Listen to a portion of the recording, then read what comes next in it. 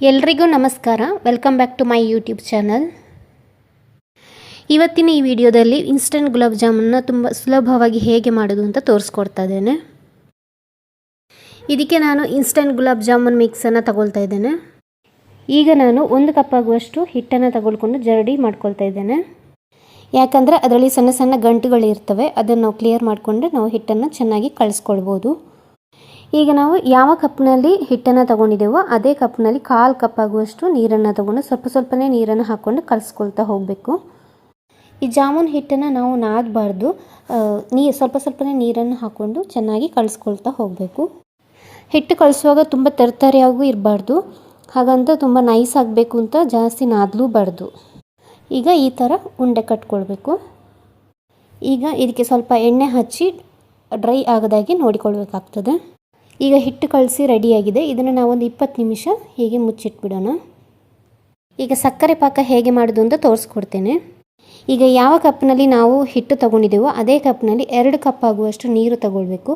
ಹಾಗೆ 2 ಕಪ್ ಆಗುವಷ್ಟು ಸಕ್ಕರೆನ ತಗೊಳ್ಬೇಕು. 2 ಕಪ್ ನೀರು ಮತ್ತು 2 ಕಪ್ ಸಕ್ಕರೆ.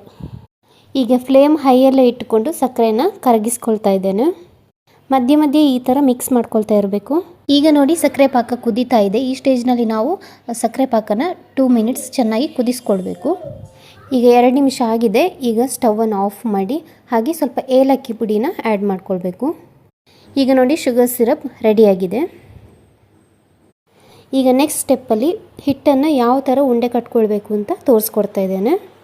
ಈಗ ಕೈಗೆ ಸ್ವಲ್ಪ ಎಣ್ಣೆನ ಹಚ್ಕೊಂಡು 20 ನಿಮಿಷ ನೆನೆಸಿಟ್ಟಂತಹ ಹಿಟ್ಟನ್ನು ತಗೊಳ್ತಾ ಇದ್ದೇನೆ. ಈಗ ಗುಲಾಬ್ ಜಾಮೂನು ಯಾವ ಸೈಜ್ನಲ್ಲಿ ಬೇಕು ಅಷ್ಟಕ್ಕೆ ಬೇಕಾಗುವಷ್ಟು ಹಿಟ್ಟನ್ನು ಉಂಡೆ ಮಾಡ್ಕೊಳ್ಬೇಕು. ಈಗ ನೋಡಿ ಎಲ್ಲ ಉಂಡೆಗಳನ್ನು ಮಾಡ್ಕೊಂಡಿದ್ದೀನಿ. ಇದನ್ನು ಒಣಗಕ್ಕೆ ಬಿಡಬಾರ್ದು, ಒಂದು ಒದ್ದೆ ಬಟ್ಟೆಯಿಂದ ಮುಚ್ಚಿಟ್ಕೊಳ್ಬೇಕು. ಈಗ ಕೈಗೆ ಸ್ವಲ್ಪ ಎಣ್ಣೆ ಹಚ್ಚಿಕೊಂಡು ಉಂಡೆಗಳನ್ನು ಚೆನ್ನಾಗಿ ರೌಂಡಾಗಿ ಮಾಡ್ಕೊಳ್ಬೇಕು.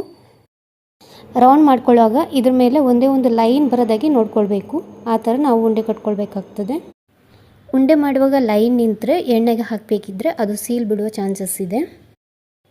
ಸೊ ನಾವು ಈ ಥರ ನೈಸಾಗಿ ಉಂಡೆಗಳನ್ನ ಮಾಡ್ಕೊಳ್ಬೇಕಾಗ್ತದೆ. ಹಾಗೆ ಇದನ್ನು ನಾವು ಒದ್ದೆ ಬಟ್ಟೆಯಿಂದ ಮುಚ್ಚಿಟ್ಕೊಳ್ಬೇಕು. ಅದನ್ನು ಡ್ರೈ ಆಗೋದಕ್ಕೆ ಬಿಡಬಾರ್ದು.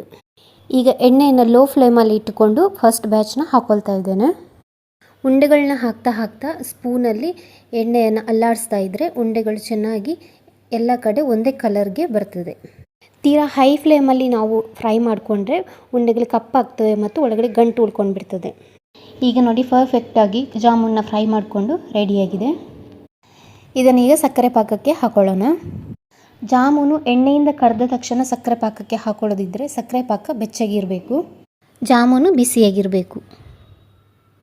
2 ಬಿಸಿಯಾಗಿದ್ದರೆ ಅದು ತುಂಬ ಸಾಫ್ಟಾಗಿ ಹೋಗಿಬಿಡ್ತದೆ, ತುಂಬ ಕಳಸಿ ಹೋಗಿಬಿಡ್ತದೆ. ತುಂಬ ತಣ್ಣಗಾಗಿದ್ದರೆ ಸಕ್ಕರೆ ಪಾಕ ಹೀರೋದೇ ಇಲ್ಲ. ಹಾಗಾಗಿ ಕರೆದಂಥ ಜಾಮೂನು ಬಿಸಿಯಾಗಿರಬೇಕು, ಸಕ್ಕರೆ ಪಾಕ ಬೆಚ್ಚಗಿದ್ದರೆ ಸಾಕು.